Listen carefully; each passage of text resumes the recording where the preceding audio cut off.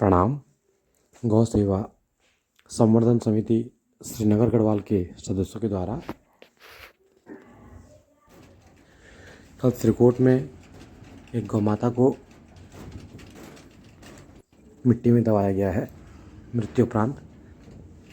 ये वही गौ माता है जिसकी देखरेख गौ सेवा संवर्धन समिति श्रीनगर गढ़वाल के सदस्य लगभग 2 माह से करते आ रहे थे और इनके आगे वाले पैर के गले के पीछे एक बहुत बड़ा गड्ढा हो गया था जिसमें कि कीड़े भी पड़े हुए थे। पर यह गौ माता गौ सेवा संवर्धन समिति श्रीनगर गढ़वाल की सदस्यों की मेहनत से पूर्ण स्वस्थ हो गई थी। पर कल एक सूचना प्राप्त हुई हमें श्रीकोट से, उसमें हमें बताया गया कि एक जो गौ माता है ये बुरी तरह से तड़प रही है और जब जाकर देखा तो वही गौ माता थी। इसका जो मृत्यु का कारण है वो है इसका कुछ गलत खाना, क्योंकि कई बार हम क्या करते हैं कि खाने को पॉलीथीन में पैक करके फेंक देते हैं, जिससे ये गौ माता भूख के लालच में आके खाने के लालच में आके भूख को मिटाने के लिए सीधे पॉलीथीन सहित इसको खा जाती है और जिस वजह से इनके गैस जो पेट में गैस होती है वो बाहर नहीं निकल पाती है और इसके मृत्यु का कारण वही रहा। आसपास के लोगों के द्वारा ये बताया गया कि जो ये गौ माता है ये बहुत अच्छी गौ माता थी, शांत स्वभाव वाली गौ माता, और आज एक बार फिर से इंसानी भूलों के कारण मृत्यु को प्राप्त हुई है। मेरा इस वीडियो के माध्यम से आप सभी महानुभावों से निवेदन है कि कृपया बचे हुए खाने को कभी भी पॉलीथीन में ना फेंकें। आपको उसे घास में कहीं भी डाल देना चाहिए। पॉलीथीन में जब आप पॉलीथीन में भोजन को पैक करते हैं या खाने को पैक करते हैं बचे हुए को, वो गौ माता भूख के कारण उसको जल्दबाजी में पॉलीथीन सहित खा जाती है, जिससे जो गौ माता के पेट में वो पॉलीथीन जाके चिपक जाती है और उसकी गैस बाहर नहीं निकल पाती है, जिस वजह से उनकी मृत्यु हो जाती है। और बड़ी परेशानी की बात है कि ये जो गौवंश होते हैं,